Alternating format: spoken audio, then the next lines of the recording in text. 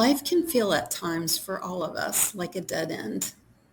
There are seasons when we're sure we somehow made too much of a mess, or we turned left when we should have turned right. But God always shows up in our surrender with plans we're not powerful enough to ruin. For He is the way, the truth, and the life for which we've always longed. I wrote this post less than a week ago, and I wrote it before I finished the last section of the book, Restless. That was an unfortunate mistake on my part because as I finished the book just a day or so ago and finished the final activity, I recognized, and I recognize now, that I hadn't given myself the opportunity to feel restless. The last activity required me to dream big, to look at my spiritual gifts, to look at my sphere of influence, to look at my circles of people and where I spend my time, to write down what I'm passionate about. What is that thing that I do automatically? It's just a part of my fabric. It's not something I do for attention or to be paid or to be recognized in any fashion. It's just the passion God sewed into the fabric of my being.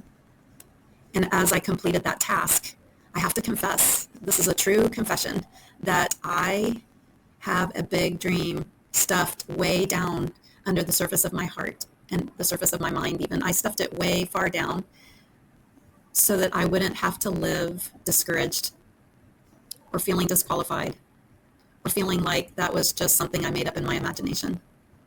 I shared this with a couple of friends lately. One friend has been a friend for decades, and she validated that dream and said, "Oh, you've been dreaming that for a long time, and it probably feels scorched." Another newer friend recognized how we share this similar idea of trying to live in the present, be joyful in our present circumstances, live with hope for today. And so I'm confessing that right now, today, I'm feeling this restless feeling of having a dream so big that I just want to stuff it down underneath the surface. Can you relate to that?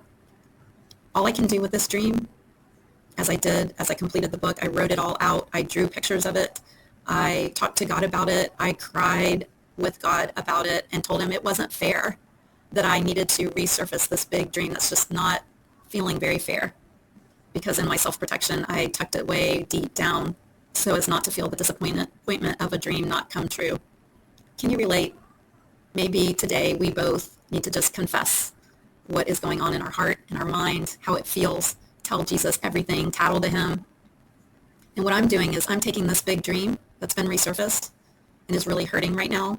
I'm taking it to the altar and I am offering it back to the Lord, just as I've done 100 times in the past. I'm laying it on the altar and I'm letting it burn up one more time. It's God's. He can have it. And right now you might detect a little bitterness in my voice, even as I say, "You can have it, Lord." He's going to work this through with me. I'm going to work it through with him. I love the Lord. I don't want to be a disappointment. I know that I've not done anything too big to mess up his good plans for me. And I do know that with this big plan surrendered into his hands, there's nothing powerful enough to ruin his good big plans for me. And so I state out loud today, he is the way, the truth, and the life, and I trust him. Eyes on Jesus and shine, girls, even when it's hard.